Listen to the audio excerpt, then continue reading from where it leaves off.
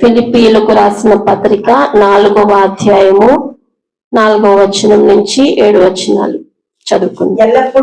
ఎల్లప్పుడూ ప్రభువునందు ఆనందించుడి, మరలా చెప్పుదును ఆనందించుడి. మీ సహనమును సకల జనులకు తెలియబడనీయుడి. ప్రభువు సమీపముగా ఉన్నాడు. దేనిని గూర్చియు చింతపడకుడి గాని ప్రతి విషయములోను ప్రార్థన విజ్ఞాపనముల చేత కృతజ్ఞతాపూర్వకముగా మీ విన్నపములు దేవునికి తెలియచేయుడి. అప్పుడు సమస్త జ్ఞానమునకు మించిన దేవుని సమాధానము యేసుక్రీస్తు వలన మీ హృదయములకును మీ తలంపులకును కావలియుండును. ఎల్లప్పుడూ ప్రభువునందు ఆనందించుడి. మనం వేటిని బట్టి ఆనందించాలంటే ఈ లోకంలో ఉన్న వాటిని బట్టి, మనం మన దగ్గర ఉన్న వస్తువులను బట్టి కానీ, లేకపోతే మనకు కలిగే ఆస్తిని బట్టి కానీ, లేకపోతే హోదాని బట్టి కానీ మనం ఆనందించడానికి ఏమాత్రము అవకాశం లేదు. ఎందుకంటే విశ్వాసులమైనటువంటి మనకు తెలుసు వేటిని బట్టి మనం ఆనందించాలి, వేటిని బట్టి మనం సంతోషపడాలి, వేటిని బట్టి మనము గర్వించాలి అనే విషయం మనందరికీ తెలుసు. అవిశ్వాసులైన వారు మాత్రం ఈ లోకంలో ఉన్న వాటిని బట్టి ఆనందిస్తారు. ఈ లోకంలో నాకు అంత ఆస్తి ఉంది, ఇన్ని కార్లు ఉన్నాయి, ఇంత హోదా ఉంది, సో ఇంత పలుకుబడి ఉంది, వీటిని బట్టి మనం ఏం చేస్తారంటే ఆశిస్తారు, కొంచెం హ్యాపీ అవుతా ఉంటారు వాటిని బట్టి. కానీ దేవుని నమ్ముకున్న ప్రతి ఒక్కరు కూడా ఏం చూస్తారంట, ఇహలోకపరమైనటువంటి ఆశలు కాదు కానీ పరసంబంధమైనటువంటి ఆశలు కలిగి ఉంటారు. పరసంబంధమైన ఆశలు ఎందుకు కలిగి ఉండాలంటే మన ఆత్మ దేవుని దగ్గర నుంచి వచ్చింది కాబట్టి, ఈ లోకపరమైన ఆత్మ కాదు కాబట్టి ఈ లోక విషయాలు దేన్ని బట్టి కూడా ఎంజాయ్ చేయలేదు. సినిమాలకు వెళ్ళి ఎంజాయ్ చేస్తారు, లేకపోతే పబ్లిక్ వెళ్ళి ఎంజాయ్ చేస్తారు, లేకపోతే ఫ్రెండ్స్ తో కలిసి చిట్ చాట్ సంథింగ్ చేస్తూ ఉంటారు. వీటిని బట్టి ఎంజాయ్ చేస్తారు. ఆ సంతోషం ఏంటంటే అపవాదికి సంబంధించిన సంతోషం. అది నిత్యము నిలిచే సంతోషమా? సినిమాకి వెళ్తాం, ఒక 3 hours ఉంటాం, ఏదో ఆనందించాలి అని వెళ్తారు, బట్ అక్కడ ఆనందం ఏముండదు. నిజమైన ఆనందం ఎక్కడ వెతకగలం అంటే దేవుని సన్నిధిలో మాత్రమే మనము వెతకగలగాలి. వెతుకుతాము కూడా నిజమైన విశ్వాసులైతే. అంటే బాప్తిస్మం పొంది కూడా తప్పులు చేసే వాళ్ళు ఉన్నారు చాలా మంది. ఎందుకు? దేవుని ఆత్మను పొందుకోకపోవడం వలన, దేవునిలో నడవకపోవడం వలన, దేవునితో సహవాసం చేయకపోవడం వలన. దేవునితో సహవాసం చేస్తే ఎల్లప్పుడూ మనం ఏం చేస్తామంటే ప్రభువునందు ఆనందిస్తాము. శరీరానుసారమైనటువంటి ఆలోచనను బట్టి మనము అనుసరించము, ఆనందించము, వాటి గురించి మనము వెంపర్లాడం. శరీరాన్ని మనం ఏం చేయాలంట, సాధు చేస్తా ఉండాలి, కంట్రోల్ చేయాలి. మనం శరీరం ఏది చెప్తే చేయకూడదు.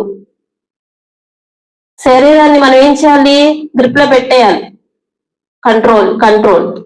కంట్రోలింగ్ పవర్ ఇచ్చాడు కదా దేవుడు. ఇంద్రియ నిగ్రహములు కలిగిన ఆత్మని ఇచ్చాను కానీ పిరికితనము కలిగిన ఆత్మను మీకు ఇవ్వలేదు అని చెప్పి బైబిల్లో ఉంది. దేవుడు మనకి కంట్రోలింగ్ పవర్ ఇచ్చాడు, ఆయన అన్నిటినీ జయించారు. సో ఆయన కలిగి ఉన్న మనము కూడా అన్నిటినీ జయించగలిగితేనే ఆయన బిడ్డలముగా ఉంటాం. మనం ఆయన్ని కలిగి ఉంటేనే మనం జయించగలుగుతాం. ఒకవేళ మనం ఆయన అనుసరించట్లేదు, ఆయనతో సహవాసం లేదు, గ్యాప్ వచ్చేసింది అనుకోండి, అప్పుడు ఏం చేస్తాం, లోకానికి దగ్గరగా వెళ్ళిపోతాం, అపవాదికి దగ్గరగా ఉంటాం. అపవాది అప్పుడు ఏం చేస్తాడు, మన మీద వాడి యొక్క ప్రయోగాలన్నీ ప్రయోగిస్తా ఉంటాడు. వాడి ఉచ్చులో పడిపోతాం. మనము చాలా బలహీనం, అవును కదా, మన ఆత్మ బలహీనంగానే ఉంటుంది. కానీ దేవుని ఆత్మతో కలిస్తే తప్ప, మనం ఎప్పుడైతే దేవుని ఆత్మను మనలో ఉంచుకుంటామో, దేవుని పరిశుద్ధాత్మకి ఎప్పుడైతే అవకాశం ఇస్తామో, మనము ఏం చేస్తామంట, ఎల్లప్పుడూ ప్రభువునందు ఆనందిస్తాము. ఎలా ఆనందిస్తాము? దివారాత్రములు దేవుని వాక్యమును ధ్యానించువాడు ధన్యుడు. దేవుని వాక్యాన్ని ధ్యానిస్తాం. దేవుని వాక్యాన్ని ధ్యానించడం వల్ల ఏమొస్తుంది? జ్ఞానం వస్తుంది. ఆ జ్ఞానం ఏం చేస్తుంది? మన జీవితాలను ముందుకు నడిపిస్తుంది. జీవితాలను నడిపించడం అంటే తప్పు త్రోవలకు వెళ్ళనివ్వకుండా కరెక్ట్ మార్గంలోకి నడిపిస్తుంది. మనం ఏమైనా రాంగ్ చేయాలనిపిస్తున్నామా, మన చుట్టూ ఉన్న వారు ఏమైనా రాంగ్ రూట్ లోకి తీసుకెళ్తున్నారా, దేవుడు వెంటనే వివేచన ఇచ్చేస్తాడు. నువ్వు ఇలా చేయకూడదు, వాళ్ళు రాంగ్ రూట్ లో ఉన్నారు, నువ్వు సరైన మార్గంలో వెళ్ళు, నువ్వు వాళ్ళ వైపు వెళ్ళొద్దు అని చెప్పి దేవుడు ఏం చేస్తాడు, అక్కడ మనకి హెచ్చరిస్తాడు. ఎప్పుడు హెచ్చరిస్తాడు, మనము ఆయన మీద ఆధారపడినప్పుడు, మనము ఆయనకు అనుకూలంగా ఉన్నప్పుడే. అందుకే మనం ఏం చేయాలంట, ప్రభువుని బట్టి మనము ఎప్పుడు ఆనందించాలి. ఆనందించడం అంటే మనం వాక్యాన్ని చదవటమే, వాక్యాన్ని చదవాలి, ఆయన వాక్యాన్ని బట్టి మనం ముందుకు వెళ్ళాలి, వాక్యంలో ఏం చెప్తుందో అది మాత్రమే మనము పాటించాలి. తర్వాత ప్రార్థన చేయాలి. ఇవి చేస్తున్నప్పుడు ప్రభువు మనల్ని బట్టి కూడా ఏం చేస్తాడు, ఆనందిస్తాడు. మనం ఆయన బట్టి ఆనందించినప్పుడు ఆయన మనల్ని బట్టి ఆనందిస్తాడు. మన పిల్లలు మన వాళ్ళని బట్టి ఆనందించాలంటే వాళ్ళకి మంచి మార్కులు రావాలి, అంతే కదా. మంచి మార్కులు రాకుండా ఎప్పుడు ఫెయిల్ అయిపోతా ఉన్నారనుకోండి, ఆనందం ఉంటుందా, సాడ్నెస్ వస్తుంది కదా. ఎందుకు నీకు అన్ని కొనిస్తున్నాము, అన్ని చేస్తున్నాము, నువ్వు ఎందుకు ఫెయిల్ అయిపోతున్నావు, టీచర్స్ అందరి మధ్యలో ఎందుకు అలా నిలబడి దెబ్బలు తింటున్నావు, ఎందుకు అవమానం తీసుకొస్తున్నావు స్కూల్లో పేరెంట్స్ కి చెప్తాం కదా. మనం కూడా ఎప్పుడు ఫెయిల్ అయిపోతా ఉన్నాం అనుకోండి, దేవుడు కూడా ఏం చేస్తాడు, బాధపడతారు. ఆయన మనకు దేవుడిగా కాదు తండ్రిగా ఉన్నారు. మన తండ్రి మనల్ని బట్టి సంతోషించాలంటే మనం ఎక్కడ కూడా ఫెయిల్ అయిపోయే పరిస్థితులు ఉండకూడదు. ఎప్పుడు ఫెయిల్ అవ్వము అంటే దేవుని ఆత్మను మనం ధరించుకున్నప్పుడు, దేవునిలో నడుస్తున్నప్పుడు, దేవునితో సహవాసం చేస్తున్నప్పుడు, ఆయనలో మనం మిళితమైపోయినప్పుడు మనము ఆయన ఎప్పుడు దుఃఖ పెట్టము. ప్రతి విషయంలో కూడా మనం ఎలా ఉంటాము, దేవునికి ఇష్టంగా జీవిస్తాము. కనుక ఇక్కడ అపోస్తలుడైన పౌలు ఏం చెప్తున్నాడంటే ఫిలిప్పీయులకు రాస్తూ, ఎల్లప్పుడూ ప్రభువునందు ఆనందించాలంట, మరలా చెప్పుదురు ఆనందించుడి. ఇప్పుడు ఏదన్నా ఒక మంచి ఇంపార్టెంట్ విషయం ఉందనుకోండి, ఒకసారి చెప్పి వదిలేస్తామా. ఇక్కడ నుంచి మనం ఒక టూర్ వెళ్తున్నాం, ఒక టూర్ వెళ్తా ఇంటికి తాళాలు వేస్తామా, లైట్లు ఆపేస్తామా, గ్యాస్ కట్టేస్తామా, 1కి 10 సార్లు చూస్తాం. ఒకసారి మేము బెంగళూరు వెళ్ళాం, బెంగళూరు వెళ్తే గీజర్ కట్టేకుండా వెళ్ళిపోయాం హడావిడిలో, ట్రైన్ టైం అయిపోతుందని. గీజర్ ఆన్ లోనే ఉంది, మేము 4 days వచ్చాం. 4 days గీజర్ ఆన్ లోనే ఉంది. హడావిడి హడావిడి హడావిడి. నేను అందుకంటాను 1కి 2 సార్లు చెక్ చేయమంట. ఏమనుకుంటారంటే తెలియని వాళ్ళు, ఎందుకు అంత అనుమానం, ఎందుకు అంత భయం అంటారు. భయం కాదు, మనం ఎప్పుడైనా రీచెక్ చేసుకోవాలి, మనం ఎప్పుడైనా మనల్ని మనం కూడా పరిశోధించుకోవాలంటాం కదా, మనల్ని మనం రీచెక్ చేసుకోవాలి. మనం ఎక్కడికైనా వెళ్తున్నా కూడా ఇంట్లో కూడా చూసుకోవాలి. బాధ్యత గల వ్యక్తులు అలాగే చేస్తారు. కానీ నాకు మళ్ళీ చెప్తున్నాను, పాస్టర్ గారికి టైం అయిపోతుంది, తీసేసారు పదా అంటున్నారు, కానీ వెనక్కి మళ్ళీ రాలేదు. వచ్చాక చూస్తే నా డౌట్ అలాగే ఉంది. 4 days నా మైండ్ లో తిరుగుతానే ఉంది. ఆ 4 days నా భయం లోపలే ఉంది, ప్రార్థన చేసుకుంటున్నా, కానీ వచ్చేసరికి ఆన్ లో ఉంది, కానీ ఏమీ కాలేదు దేవుని దయ వలన. కొన్ని గీజర్స్ అయితే పేలిపోతాయి కూడా, హీట్ ఎక్కువైపోయి. కానీ ఎందుకు మాట చెప్తున్నానంటే, ఇంపార్టెంట్ విషయాలు ఉన్నప్పుడు మరలా మరలా మరలా చెప్తాం.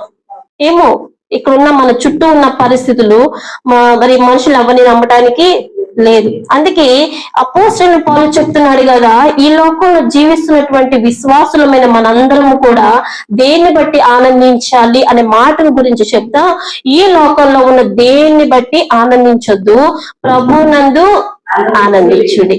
మరలా చెప్తున్నా అంటే ఇది స్ట్రెస్ చేస్తున్నారు అంటే అంత ఇంపార్టెంట్ అని. అందుకే మరలా చెప్పుదును ఆనందించుడి, మీ సహనమును సకల జనులకు తెలియబడనీయుడి. మీ సహనము అంటే ఓర్పు, ఇంకా ఎదురు చూడాలి. సహనం అంటే ఎదురు చూస్తే లక్ష్యం ఉండాలి. కొంతమందికి వెయిట్ చేయలేరు. వెయిట్ చేయకపోతే ఏమవుతుందంటే నష్టాలు ఎదురవుతాయి. దేవుడు కూడా మనం అడిగిన వెంటనే చేసేస్తే ఇంకా విలువ తెలియదు మనకి. అందుకే మనం అడిగిన వెంటనే దేవుడు కొన్ని చేస్తాడు, కానీ కొన్నిటికి ఏమవుతుందంటే టైం పీరియడ్ తీసుకుంటారు. అది ఎట్లా తెలుస్తుందంటే, మనము ఆయన మీద చూపించిన నమ్మకాన్ని బట్టి, మనము ఆయన మీద ఉంచే విశ్వాసాన్ని బట్టి, మనము ఆయనతో నడిచే సహవాసాన్ని బట్టి, మనం ఎంతవరకు ఆయన మీద డిపెండ్ అవుతున్నామో. సో ఆ క్రమాన్ని చూసి దేవుడు మనకి ఏం చేస్తాడంట, కార్యము చేస్తాడు. అడిగిన వెంటనే చేసేస్తాడు అనుకోండి, మనము ఏమాత్రం కూడా లెక్క చేయం. అడిగిన వెంటనే పిల్లలకు మనం ఇచ్చేస్తాం అనుకోండి, ఏముందిలే ఎప్పుడు అడిగినా ఇచ్చేస్తారులే. చాలా మంది ఇప్పుడు అట్లాగే ఉన్నారు పిల్లలు. కనుక మనం ఏం చేయాలి, మన సహనము ఎప్పుడు బయటపడుతుందంటే దేవుని మీద నమ్మకం ఉన్నప్పుడు. దేవుని మీద నమ్మకం లేకపోతే అసహనం మనలోకి వచ్చేస్తుంది. ఈ లోకంలో అవిశ్వాసులైన వారికి అసహనం ఏదన్నా చిన్న దాంట్లో ఫెయిల్ అయిపోతాయి, అప్పులైపోయినా దేంట్లో ఫెయిల్ అయిపోయినా మార్క్స్ లో.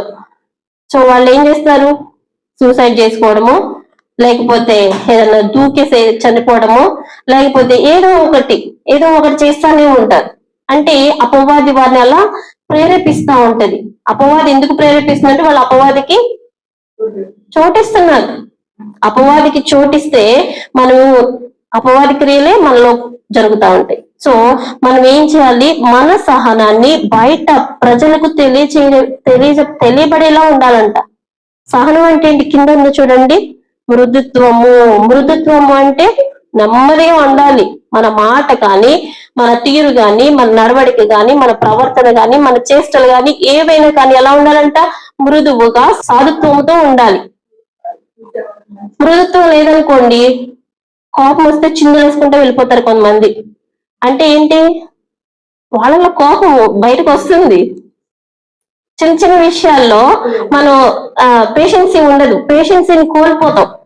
ఎందుకు అని అడగాలి అంటే వాళ్ళలో ఉన్నది బయట ఎక్స్ప్రెస్ చేస్తారు అంతే. సో మనం ఏం చేయాలంట, విశ్వాసమైన మనము సహనముతో సకల జనులకు తెలియబడనియాలి. అప్పుడే దేవుని యొక్క పరిమళ సువాసన 10 మందికి కూడా వెళ్తుంది. మన సహనం లేదనుకోండి, దేవుని యొక్క పరిమళ వాసన అక్కడితో కట్ అయిపోద్ది, ఇంకెక్కడికి వెళ్ళదు, అసలు ఉందని కూడా తెలియదు. సో మన ద్వారా ఏం చేయాలంట, దేవుని నామానికి విలువ రావాలి కానీ అవమానం రాకూడదు. మన సహనాన్ని బట్టి సకల జనులకు తెలియబడనీయడి, ప్రభువు సమీపముగా ఉన్నాడు, దేనిని గూర్చి చింతపడకుడి, కానీ ప్రతి విషయంలోనూ ప్రార్థన విజ్ఞాపనం చేత కృతజ్ఞత పూర్వకముగా మీ విన్నపములు దేవునికి తెలియచేయాలి. ఏం చేయాలంటండి, దేనిని గూర్చి చింతపడకూడదు. ఆహారానికి లోటుగా ఉందా, దేవుడిని అడగాలి. దేవుడిని అడిగితే దేవుడు ఖచ్చితంగా ఇస్తాడు. ఆకాశ పక్షులు ఉన్నాయి, అవి ఏమైనా పొట్లలో కూర్చుకుంటాయా, ఏమైనా చేస్తాయా, చక్కగా దేవుడు వాటిని పోషిస్తుంది. కానీ ఆహారం లోటుగా ఉన్నా, ఈ లోకంలో ఏది అవసరతగా ఉన్నా మనం ఏం చేయాలంటే దేవుని సన్నిధిలో ప్రార్థన చేయాలి. దేవుడే ఎలా అయినా ఏలియాకు కాకుల ద్వారా ఎలా ఆహారాన్ని పంపించాడు, ఏలియా సమకూర్చుకుని వెళ్ళాడా, కానీ కాకుల ద్వారా ఆహారం సమకూర్చాడా లేదా? సో మనం కూడా దేవునికి మొరపెట్టినప్పుడు, దేవునికి ప్రార్థన చేసినప్పుడు దేవుడు కూడా మన యొక్క ఈ లోకపరమైన అవసరతలు, ఆశలు ఖచ్చితంగా తీరుస్తాడు. దానికి మనం ఈ వాక్యాన్ని మనం అర్థం చేసుకోవాలి. దేని గురించి చింతపడకూడదు. మీ చింత యావత్ ఏం చేయమంటారు దేవుడు, ప్రభువు మీద వేయాలి. ఎందుకంటే ఆయన మన గురించి చింతపడుతున్నాడు, ఆయన మన గురించి చింతపడుతున్నాడు, మన గురించి ఆలోచిస్తున్నాడు. యేసుప్రభు వారు వచ్చారు, సిలువ వేశారు, వెళ్ళిపోయారులే అనుకోటానికి లేదు. ఆయన వెళ్ళినా ఇంకా అక్కడ మన కోసం విజ్ఞాపన చేస్తానే ఉన్నారు. విజ్ఞాపన చేస్తున్నారా, ఆపేశారా?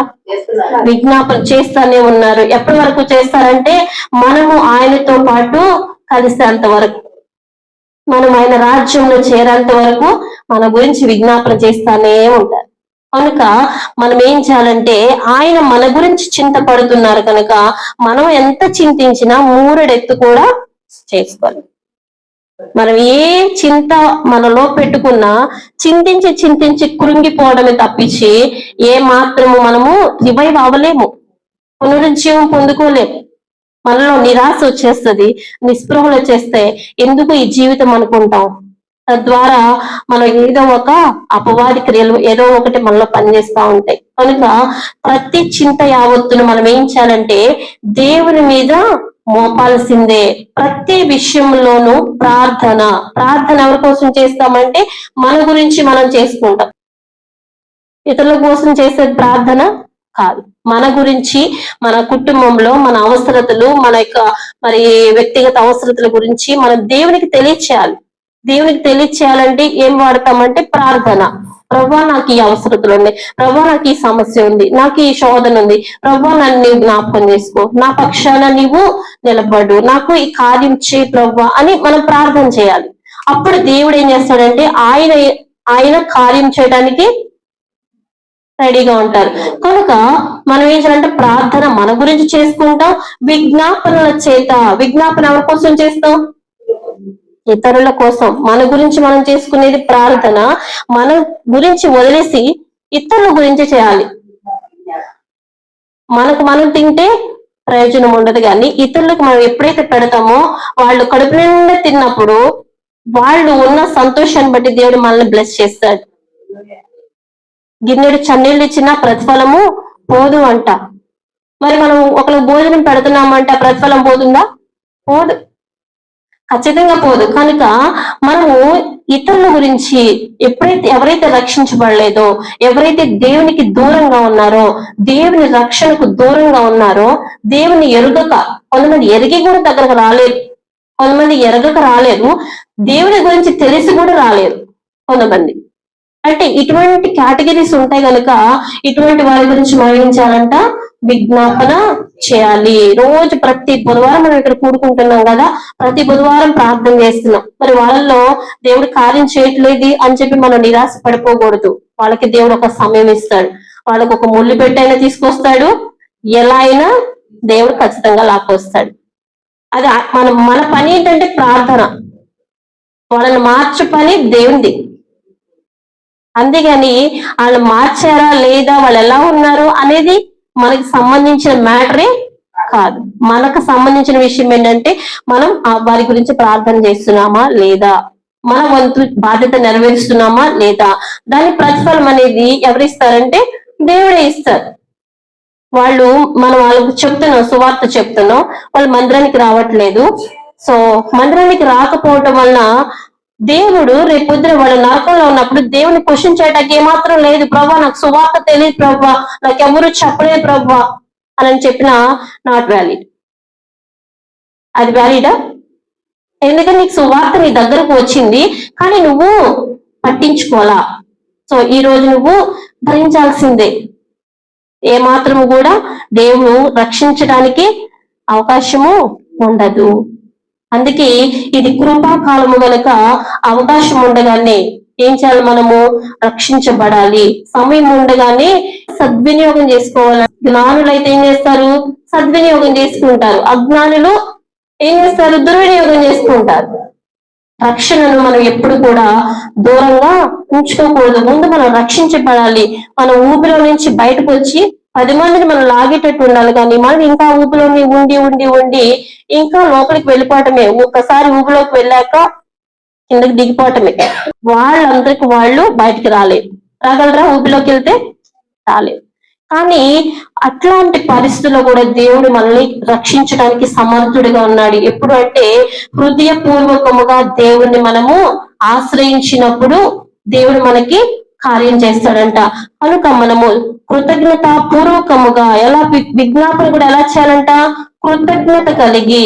కృతజ్ఞత లేకుండా మనం చేసామనుకోండి, వాటికి ప్రార్థనకి విజ్ఞాపనకి ప్రతిఫలం ఉండదు. ఇంకా కృతజ్ఞత పూర్వకముగా దేవుడు చేసే కార్యాలను మనం గుర్తు చేసుకోవాలి. ప్రభా మా పట్ల నీవు చేసిన కార్యాలను బట్టి నీకు వందనాలు, జరిగినటువంటి కార్యాలను బట్టి, దేవుడిచ్చిన ఆశీర్వాదాలను బట్టి అది మనం కృతజ్ఞత కలిగి హృదయంలో కృతజ్ఞత భావముతో మనము ప్రార్థన విజ్ఞాపనలు చేయాల్సిందే. అట్లా చేసినప్పుడు విన్నపములు దేవునికి తెలియచేయడు. అప్పుడు దేవుడు మన విన్నపాలను ఆలకిస్తాడంట.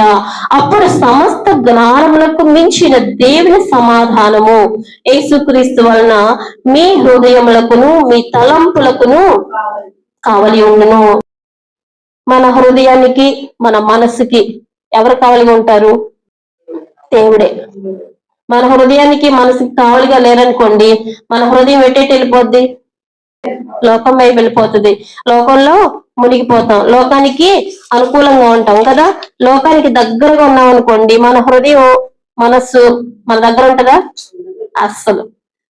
అందుకే ఎవరి మనసు దేవుని మీద ఆనుకుని ఉంటుందో వారిని దేవుడు ఏం చేస్తాడంట? పూర్ణ శాంతి కలవాణిగా చేస్తాడు. ఎవరి మనస్సు దేవుని మీద ఆనుకుంటుందో దేవుడు వారి హృదయాలకు, వారి యొక్క మనస్సులకు, వారి ఆలోచనలకు, వారి తలంపులకు దేవుడు కంచె వేస్తాడు.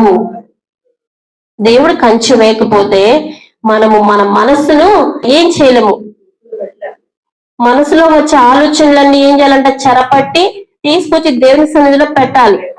సో మనం ఏం చేయాలంటే ప్రతి ఆలోచన, లోకానికి సంబంధించి ఏ ఆలోచన వచ్చినా దేవుని సన్నిధిలో పెట్టాల్సిందే. అప్పుడే దేవుడు మనకి కాపుగా ఉంటాడు. యెషయా గ్రంథంలో ఉంది కదా, 26వ అధ్యాయం 3వ వచనంలో అంటే చూడండి, ఎవరి మనస్సు నీ మీద ఆనుకొనును ఎవరి మనస్సు నీ మీద ఆనుకొనును వానిని నీవు పూర్ణ శాంతి గలవానిగా కాపాడు. పూర్ణ శాంతి గలవానిగా కాపాడుదువు. ఏలయనగా అతడు నీ యందు విశ్వాసం ఉంచి ఉన్నాడు. ఏంటంటే దేవుని యందు విశ్వాసం ఉంచిన వారిని దేవుడు ఏం చేస్తాడంట? పూర్ణ శాంతి గలవానిగా చేస్తాడు. కొలస్సీ పత్రికలో కూడా ఒక మాట చూద్దాం చూడండి. క్రీస్తు అనుగ్రహించు సమాధానము మీ హృదయంలో ఏలుచుండనీయుడి. దేవుని సమాధానము మన హృదయంలో ఏలుచుండినప్పుడు మనం ఎలా ఉంటాం? సమాధాన పరచబడతాం. సమాధానం ఎప్పుడు వస్తుందంటే ఆయన మన హృదయాన్ని ఏలుతున్నప్పుడు. క్రీస్తు అనుగ్రహించు సమాధానము మన హృదయంలో ఏలుచుండనేయాలి. దేవుని యొక్క అధికారానికి మన హృదయాన్ని ఎప్పుడైతే ఇస్తామో మన హృదయాన్ని, మనస్సును అన్నిటినీ కూడా దేవుడు కాపాడతాడు. ఆయన కంచె వేసి మనల్ని భద్రపరుస్తాడు. యేసుక్రీస్తు వల్ల మీ హృదయములకును మీ తలంపులకును కావలి ఉండను. కనుక మనం ఏం చేయాలంట? దేవుని అధికారానికి ఒప్పుకోవాలి. ఇప్పుడు చదువుకున్న వాక్యం ఏంటంటే మన గురించి, ఇతరుల గురించి ప్రార్థన, విజ్ఞాపనలు. మన గురించి ఏం నేర్చుకున్నామంటే మనము ఎల్లప్పుడూ ప్రభునందు ఆనందించాలి. రెండవది సహనముతో ఉండాలి. మూడవది దేని గురించి చింతపడకూడదు. ఇతరుల గురించి ఏంటంటే ఈ విజ్ఞాపన ప్రార్థన చేయాలి. విజ్ఞాపన ఎప్పుడు చేస్తాము అంటే దేవునికి అనుకూలంగా ఉన్నప్పుడు, దేవుని యొక్క మరి ఆయన హృదయాన్ని మనం అర్థం చేసుకున్నప్పుడు, దేవునికి ఇష్టమైన బ్రతుకు మనం బ్రతుకుతున్నప్పుడు ఇతరుల గురించి ప్రార్థన చేస్తాం. విజ్ఞాపనలో ఉన్న ఆశీర్వాదము అందరికీ తెలియదు. విజ్ఞాపన అందరూ చేయరు, కొంతమంది చేస్తారు. ఎవరైతే విజ్ఞాపన చేస్తారో దేవుడు వారికి ఏం మేలు చేయాలో మేలు చేస్తారు. ఎంతసేపు మన గురించి మనం కాదు, ఇతరుల గురించి కూడా పట్టించుకోవాలి. అట్లా అనుకుంటే యేసుప్రభు వారు ఈ లోకానికి రావాల్సిన పని కూడా లేదు. కనుక మనం కూడా ఆయన్ని పోలి జీవిస్తున్నాం. ఆయన మనకు మాదిరిగా ఉన్నారు. మన జీవితంలో ఏ శ్రమలు వచ్చినా, ఏ కష్టాలు వచ్చినా, ఏ ఇబ్బందులు వచ్చినా మనము ఆయన్ను విడిచిపెట్టకూడదు. ఈ లోకం అంటేనే శ్రమలు, ఈ లోకం అంటేనే కష్టాలు. సో ఈ చిన్న చిన్న కష్టాలను చూసి మనం ఆయన విడిచిపెట్టేస్తే రాబో దినాల్లో ఇంకా భయంకరమైనటువంటి శ్రమలు ఉంటాయి. వాటిని గురించి మనము వర్ణించలేం. కనుక మనం ఈ లోకంలో ఆనందించడం కాదు, కానీ పరలోకంలో ఏం చేయాలి? ఆనందించాలి. సో పరలోక రాజ్యం మనం వెళ్ళాలంటే ఈ లోకంలో శ్రమలు తప్పదు. అట్లని అన్ని శ్రమలే ఉంటాయంటే మానవుని జీవితం నవరసాలు అంటారు. అంటే ఏంటి? అన్ని ఉంటాయి, బాధలు, శ్రమలు, కష్టాలు, సంతోషం, ఆనందం, అన్ని. సో అన్ని వచ్చినప్పుడు అపోస్తలుడైన పౌలు ఏమంటాడంటే కష్టమైన నాకు తెలుసు, నష్టమైన తెలుసు, ఆకలి తెలుసు, కలిమి తెలుసు, లేమి తెలుసు, అన్ని తెలుసు, అన్ని అనుభవించేసి ఉన్నాడంట. సో ఏది వచ్చినా నేను బేర్ చేయగలను అని ధైర్యంతో చెప్తున్నాడు. మనం కూడా అన్ని భరించాలి. ఇక్కడ నిలబడుతున్నాము అంటే ఏమి లేవని కాదు, అన్ని ఉంటాయి. అన్ని సమస్యలు, బాధలు, ప్రతి ఒక్కటి యేసు ప్రభువే భరించారు. యేసు ప్రభు వారే అన్నిట్లో అనుభవం, సహానుభవం కలిగిన వాడిగా ఉన్నాడు. మనం మరి అంతే ఉంటాం. సో శ్రమలు వచ్చినాయి కదా అని చెప్పి దేవునికి మనం ఎప్పుడు కూడా దూరంగా ఉండకూడదు. ఆయన క్వశ్చన్ చేయకూడదు. ఫస్ట్ క్వశ్చన్ చేసేంత గొప్పవారం కాదు. మనము చాలా అల్పులము, నీటి బుడగతో సమానము, లేకపోతే గడ్డి పువ్వుతో సమానము. ఇది చాలా అల్పమైన వాటితో పోల్చాడు మనిషి జీవితాన్ని. కానీ నేనే గ్రేట్ అనుకుంటాడు మనిషి. ఏం లేదు, మనిషిలో గొప్పతనం ఏమీ లేదు. మనిషి చాలా అల్పమైన ప్రాణి దేవుని దృష్టిలో. కనుక మన దృష్టిలో చీమ ఎంత అల్పమైందో దేవుని దృష్టిలో మనం కూడా అంతే అల్పమైన వారం. చీమను చూసి మనం ఏందులో వేలు తిట్టంటే చచ్చిపోద్దులు అనుకుంటాం. కానీ మనము కూడా దేవుని దృష్టిలో అంతే. నీటి బుడగలు ఎలా ఉంటాయి, ఇట్లా వేయగానే బ్రేక్ అయిపోద్ది. గడ్డి పువ్వు పొద్దునొస్తే మధ్యాహ్నం 3 గంటలు 2 గంటలకే వెళ్ళిపోద్ది, సాయంత్రం దాకా కూడా ఉండదు.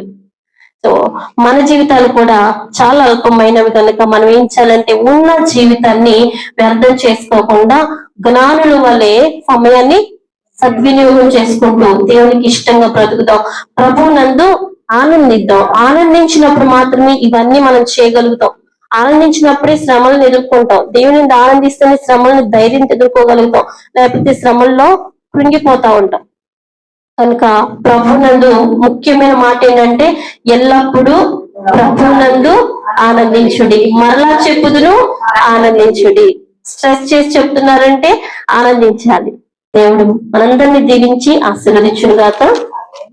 ఆమేన్. అందరం తల్ల వంచి కళ్ళు మూసుకున్నట్లయితే